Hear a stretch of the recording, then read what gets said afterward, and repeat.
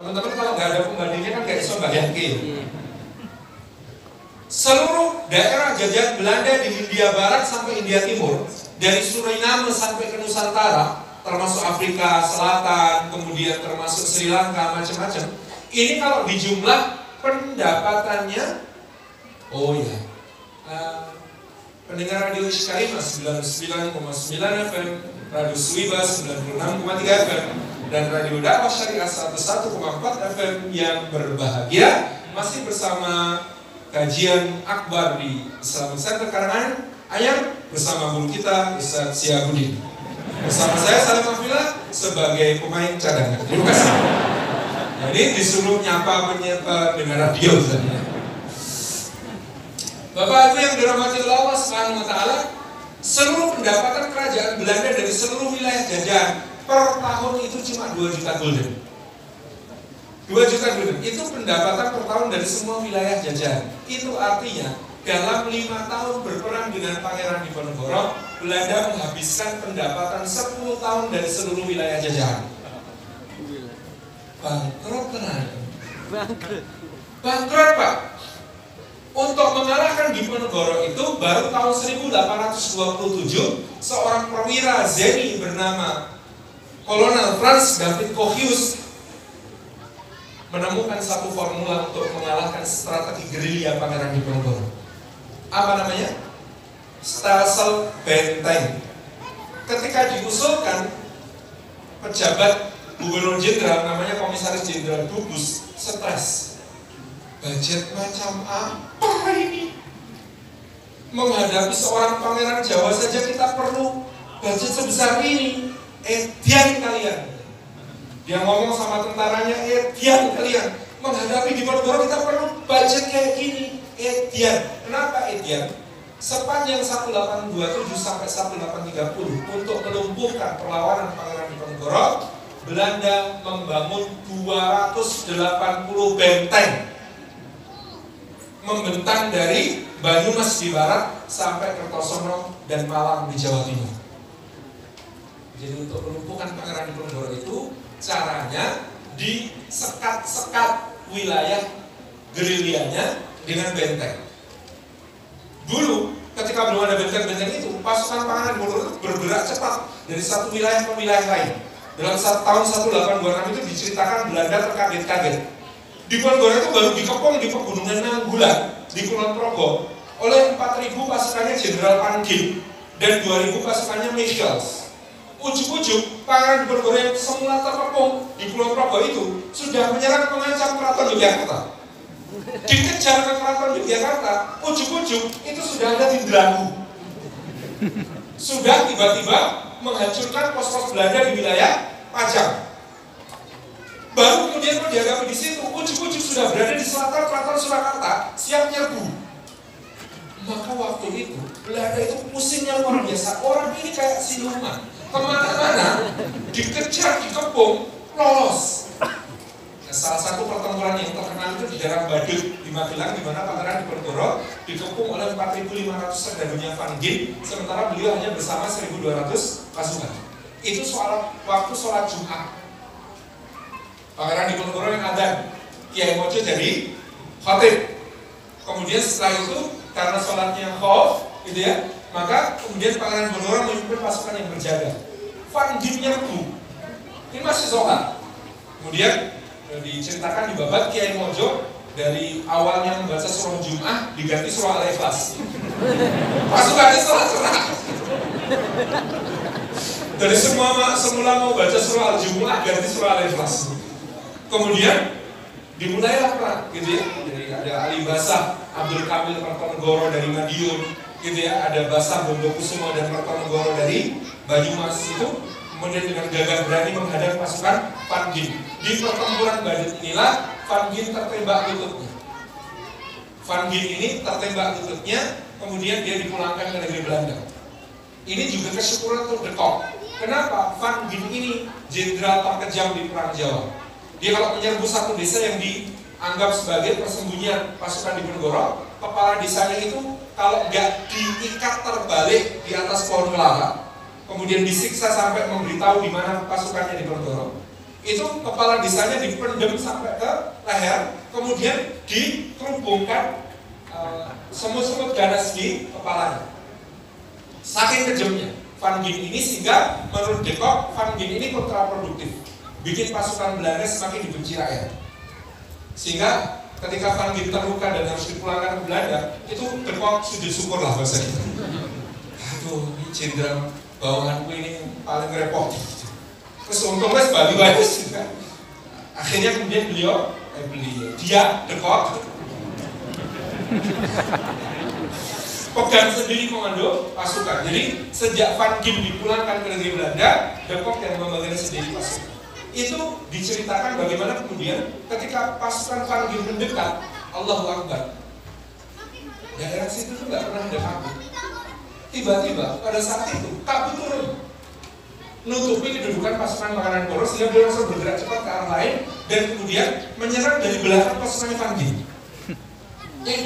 Jadi jalannya pertempuran itu kalau dibabat dahsyat sekali, dan Belanda mengakui ini Edian. Maka kemudian Bapak Ibu perlu tahu ini satu informasi menarik. Ada satu buku yang buku ini menjadi buku pegangan di akademi militer terkemuka di dunia, dari West Point di Amerika Serikat sampai akademi militer kerajaan Inggris dan Breda di Belanda. Buku ini judulnya Fundamentals of Guerrilla Warfare, dasar-dasar perang gerilya. Siapa penulisnya? Penulisnya Jenderal Besar Abdul Haris Nasution. Dari mana Nasution belajar gerilya? Dari Jenderal Sudirman. Dari mana Jenderal Sudirman belajar gerilya? Dari Kiai Suhada. Suhada ini kiai yang kemudian mengajar dan mendirikan juga tapak suci Muhammadiyah. Dari mana Kiai Suhada belajar? Dari ibunya. Siapa nama ibunya Kiai Suhada? Raden Ayu Munten. Siapa Raden Ayu Munten? Adalah putri Pangeran Diponegoro. Jadi ternyata sangat perang gerilya ini sangat mutasil ya. Sangat mutasil. Dan turun angkarannya Raden Ayu Munten ini dahulu adalah istri dari Raden Basak Diponegoro. Kemudian ketika mereka bercerai, dinikahi oleh seorang ulama di Banjarnegara Banyumas ini yang kemudian melahirkan Kiai Suhada ini. Dan kemudian ilmu tentang gerilya ini sampai ke Sudirman, sampai akhirnya ke Nasution, ditulis jadi buku, sekarang jadi bahan ajar utama di akademi militer terbaik. Berarti Jawa ya. Jadi luar biasa, karena Eropa belum pernah menghadapi perang seperti perang Diponegoro. Semua veteran perang Napoleon diturunkan, gak ada yang berkutik menghadapi Diponegoro. Jenderal Dubus itu veteran perang Napoleon. Dia memenangkan banyak perang di Eropa. Begitu berhadapan dengan Diponegoro, stres budak mas. Raison dihadapi dengan cara Eropa kayak apapun nggak bisa. Sampai akhirnya itu yang namanya Kolonel Kofius mengusulkan, saya punya usul ning yo Jerbasuki Mowobio larang. Dia nih begitu dibaca sama Dubus, dia ini caranya begini, satu-satunya pilihan. Maka untuk mengalahkan Diponegoro diperlukan 280 benteng. Anda bisa bayangkan bangun benteng 282, punya budgetnya kayak apa? Dan itu luar biasa yang dilakukan oleh Belanda pada saat itu ketika menghadapi gerilya. Dengan adanya benteng-benteng ini, antar benteng dibangun jalan, sehingga apa? Ada laporan benteng itu diserang bro, cepet banget. Pasukan Belanda saling membantu satu sama lain. Kemudian antar benteng ini dihubungkan jalan sehingga yang namanya gerilya yang pasukan Diponegoro itu gampang dicegah. Nah, pasukan-pasukan kecil gerilya yang perang Diponegoro itu gampang dicegah sehingga akhirnya terpisah-pisah. Tahun 1829 Sentok mengajukan petisi untuk menarik pajak sendiri dari rakyat. Kenapa? Dulu ketika Pangeran Diponegoro berhasil mengorganisir wilayah luas, itu administrasi dipimpin oleh Patih Danurjo, Patih Abdullah Danurjo. Namanya memang Danurjo sama dengan Patih Keraton, tetapi Raden Abdullah Danurjo ini asalnya dari Banyumas. Orangnya agak mampok ya. Nah ini beliau dengan lancar bisa kemudian membina rakyat menanam padi, nanti minta disisihkan padi sekian untuk jihad fisabilillah, itu beliau bisa lakukan. Begitu disekat-sekat benteng, ini tidak bisa lagi dilakukan. Akhirnya Sentok dan panglima-panglima lain kan ketika mengajukan budget untuk perang, nggak lancar. Pak Raden Abdullah butuh dana sekian nih untuk nyerang ke sana dan untuk logistik selama sekian bulan. Waduh, rumah duit ya. Waduh, piye? Paling betul-betul. Rumah beras ya rumah. Aduh, lanjut pulang paling pun. Karena bingung panglima-panglima ini akhirnya mengajukan ke Diponegoro. Kami narik pajak langsung gimana ke masyarakat? Diponegoro bimbang waktu itu. Tuh, kalau yang pegang-pegang juga pegang duit, rakyat nanti merasa takut. Kalau yang narik pajak itu Raden Abdullah itu kan rakyat sukarela. Ini jihad fisabilillah, monggo para sederek kita bergabung dalam jihad fisabilillah, jihad bil mal, itu kan enak. Nah sebab solakan gue mas, karena kalau kayak beras om, sapinya kali pedang, rakyatnya mati gitu ya.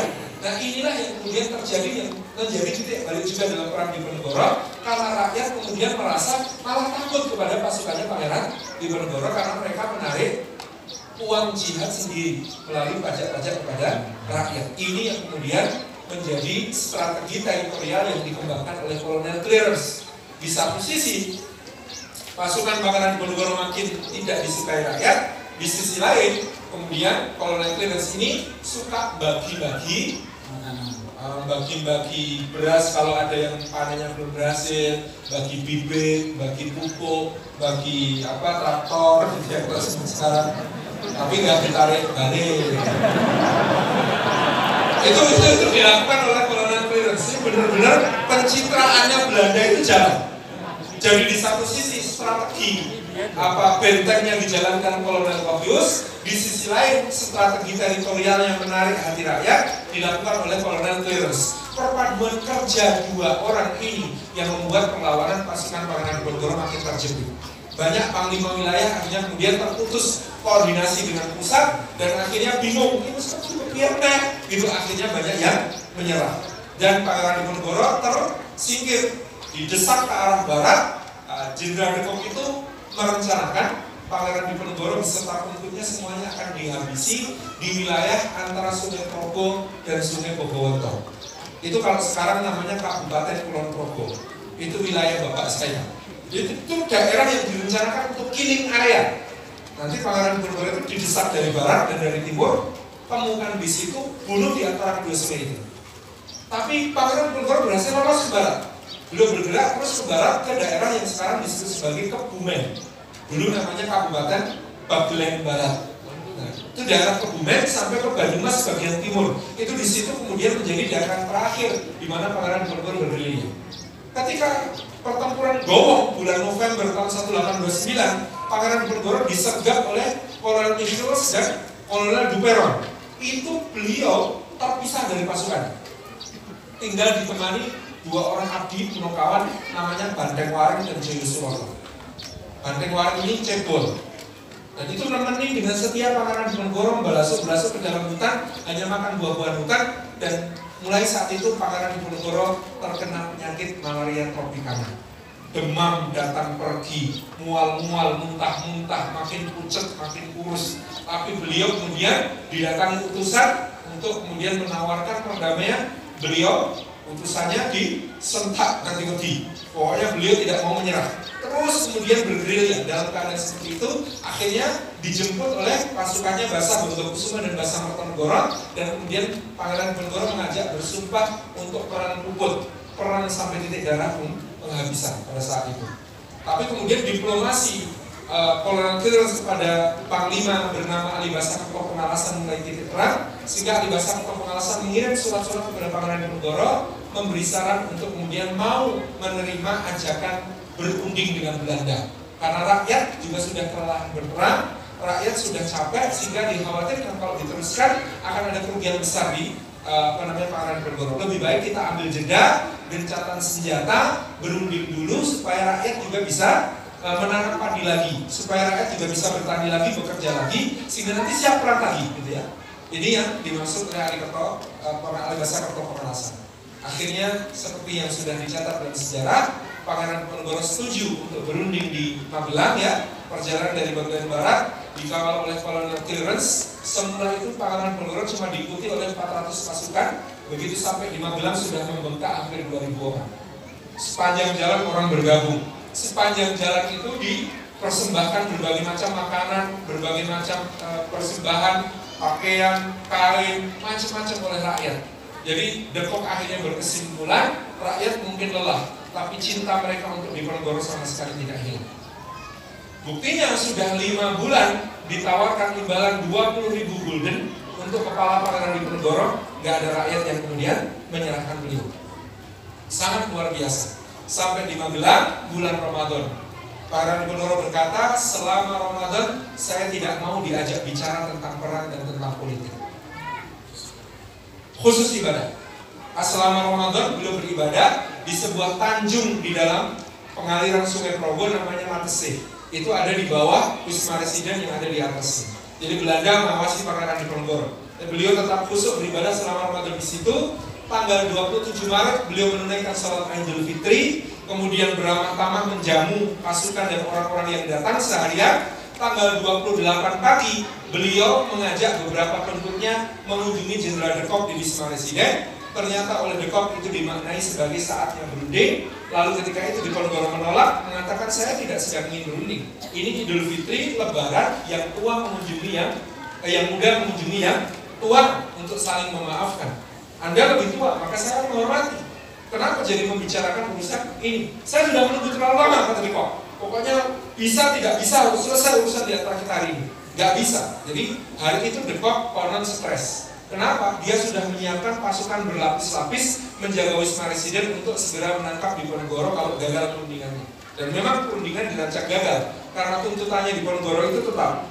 1. Saya ingin diakui sebagai Ratu Paratogomo Islam satanah Jawa, karena tujuan saya dalam berperang adalah amangun luhuripun agama Islam ing tanah Jawa. Tidak akan mundur tuntutan itu. Saya mau jadi penata agama Islam seluruh Jawa karena saya bercita-cita membangun keluhuran agama Islam di seluruh Jawa.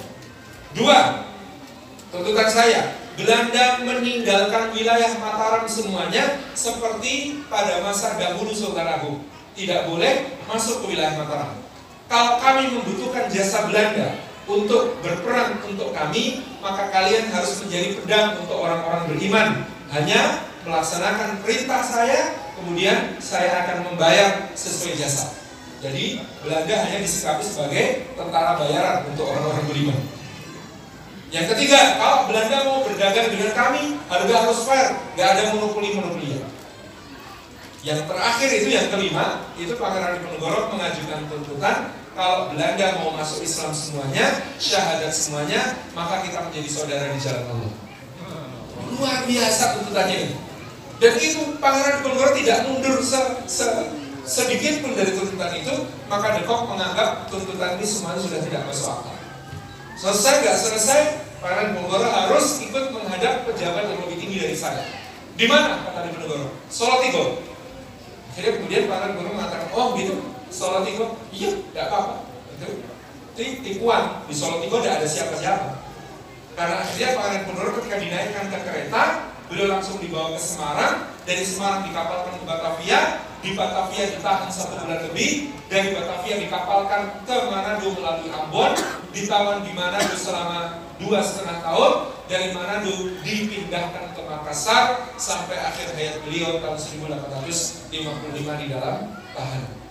Jadi ini sebuah penipuan luar biasa. Dalam memoarnya Jenderal De Kock mengatakan, saya mengakui saya berbuat nista, saya berbuat licik, saya tidak kesatria, tapi saya tidak punya pilihan. Kalau tidak begitu caranya, Diponegoro sampai sekarang masih akan memimpin perangnya dan menghancurkan kerajaan Belanda dari tanah Jawa ini. Dan betul pada saat De Kock memutuskan demikian, keuangan Belanda sudah betul-betul bangkrut sampai tidak bisa mengatasi pemberontakan di wilayah Eropa Selatan yang kemudian berdiri merdeka dari Belanda menjadi negara yang disebut Belgia. Jadi negara Belgia itu punya utang sama Pangeran Diponegoro. Kalau nggak ada Pangeran Diponegoro, nggak ada negara namanya Belgia. Karena Belgia itu berhasil merdeka gara-gara Belanda kehabisan anggaran karena perang Diponegoro. 20 juta gulden. Akibat itu pula Belanda mengirimkan seorang gubernur jenderal yang sangat pintar, namanya Johannes van den Bos, mengganti sistem penjajahan di Indonesia. Semula penjajahan klasik itu apa yang dirampas. Penjajahan klasik itu apa yang bisa dipaceki. Penjajahan klasik itu apa yang bisa kemudian diambil, itu penjajahan klasik. Van den Bosch memperkenalkan penjajahan modern. Caranya bagaimana? Dia memetakan seluruh lahan di Jawa dan Sumatera, menganalisis sesuai teori-teori pertanian dan perkebunan apa yang cocok untuk ditanam, lalu rakyat di daerah itu dipaksa menanam sesuai aturan pemerintah. Maka yang cocok untuk tebu, untuk nanam tebu, yang cocok untuk vanili, yang cocok untuk kopi, yang cocok untuk teh, yang cocok untuk cengkeh, yang cocok untuk kina, yang cocok untuk apa lagi? Kakao. Ini dipetakan dan semuanya ditanam. Inilah cikal bakal dari sistem penjajahan modern yang disebut sistem tanam paksa atau Kulturstelsel. Nah, Kulturstelsel ini dalam 40 tahun pertama dalam sejarah menghasilkan pendapatan untuk kerajaan Belanda sejumlah 850 juta gulden. Dan Belanda pada tahun 1870 menjadi negara terkaya di Eropa gara-gara tanam paksa. Lalu muncullah kaum terpelajar, mereka oposisi, maka Belanda dipaksa untuk melakukan apa yang disebut politik etis, politik balas budi. Maka mulai bikin sekolah dan rumah sakit untuk kalangan bangsawan di Indonesia. Disitulah generasi kesadaran nasional, kebangkitan nasional tumbuh.